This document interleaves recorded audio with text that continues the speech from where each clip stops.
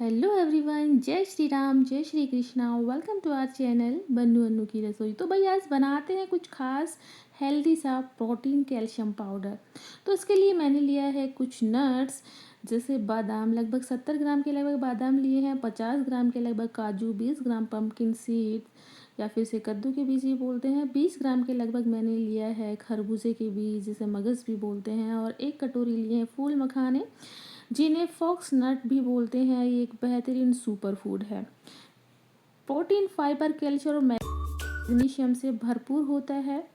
और अब लिए हैं मैंने 2 चम्मच के लगभग सौंफ और 1 चम्मच ली है मैंने खसखस, और लगभग 50 ग्राम मैंने भुने हुए चने लिए हैं, जो कि प्लांट बेस्ड प्रोटीन और आयरन का बेहतरीन स्रोत है, शरीर के लिए बहुत अच्छा होता है। 100 ग्राम के लगभग मैंने धागे वाली मिश्री ली है मिठास के लिए।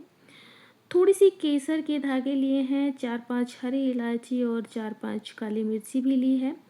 सारे ही इंग्रेडिएंट्स जो आप इसमें दिख रहे हैं उसमें जो ऐड करना चाहते हैं कुछ और तो आप ऐड कर सकते हैं, और कुछ इसमें स्किप करना चाहते हैं तो आप स्किप भी कर सकते हैं।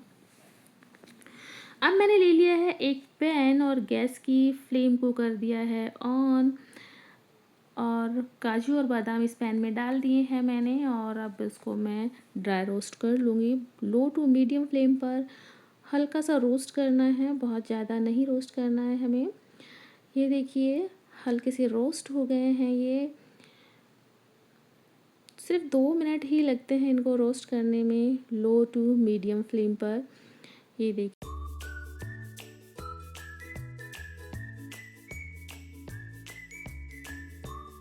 और अब इस पैन में मैंने डाल दिए हैं खरबूजे के बीज, इनको भी हल्का सा रोस्ट कर लेंगे। और अब इसमें ऐड कर दिए हैं पम्पकिन सीड्स, उसको भी मैंने साथ में हल्का सा रोस्ट कर लिया है। ये हल्के से रोस्ट हो गए हैं, तो अब इसमें मैं जो 2 चम्मच मैंने खसखस लिया था उसे भी ऐड कर दूंगी, और 2 चम्मच जो मैंने सौंफ ली थी उसको भी इसी के अंदर ऐड करके हल्का सा रोस्ट कर लूँगी। ये देखिए इसमें मैंने डाल दिया है, और लो टू मीडियम फ्लेम पर ही इसको 1 मिनट के लिए रोस्ट कर लूँगी। और अब रोस्ट हो चुका है अच्छे से, तो मैं इसे उसी थाली में जिसमें काजू और बादाम मैंने ट्रांसफ़र किए थे उसी के अंदर मैं इसे ट्रांसफ़र कर दूँगी और ठंडा होने के लिए रख दूँगी।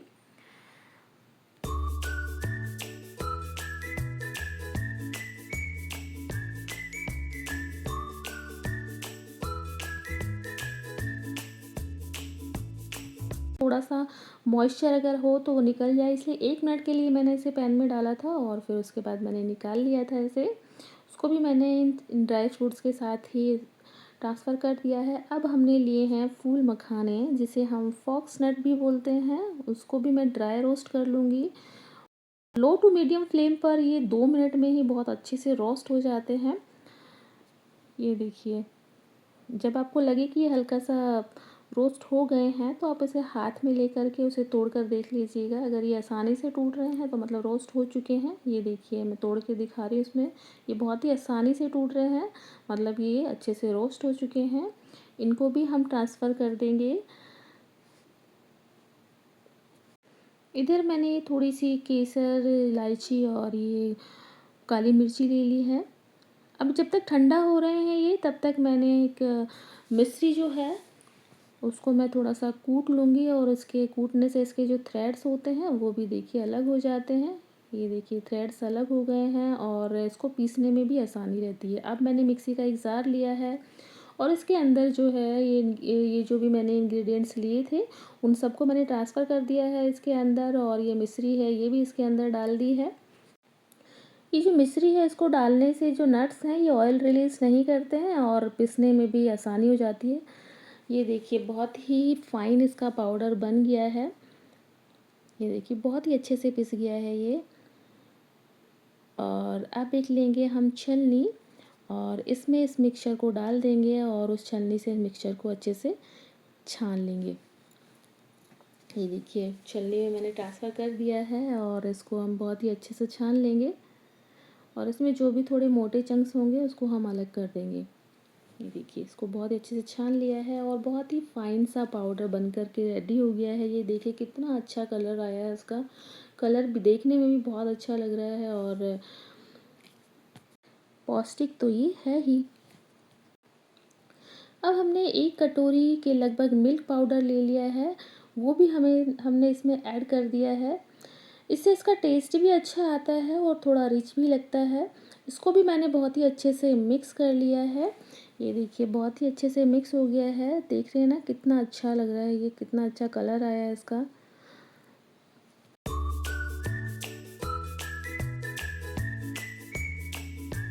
टेस्ट में भी अच्छा होता है और वैसे हेल्थ के लिए तो आपको पता ही कितना बेनिफिशियल होता है। सारे ही नेचुरल इंग्रेडिएंट्स लिए हैं इसमें।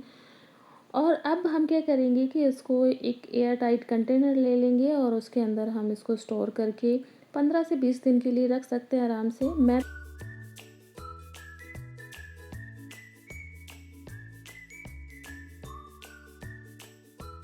कोई ख़राब नहीं होता है। अब इसे हम मिल्क शेक भी बना सकते हैं, बनाना शेक भी बना सकते हैं। बनाना शेक में भी ऐड करके आराम से दे सकते हैं, उसमें भी बहुत ही अच्छा टेस्ट आता है इसका।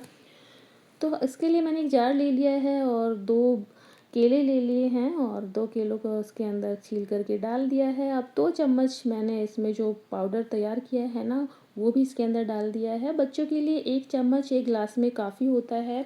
और अब इसमें ऐड कर दिया है 1 ग्लास ठंडा ठंडा दूध और इसे अब अच्छे से ग्राइंड कर लिया है।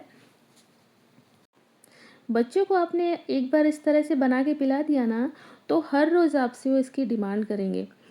और बहुत ही ईज़ी तरीके से आप कुछ अच्छा खिला पिला सकते हो इस वे में।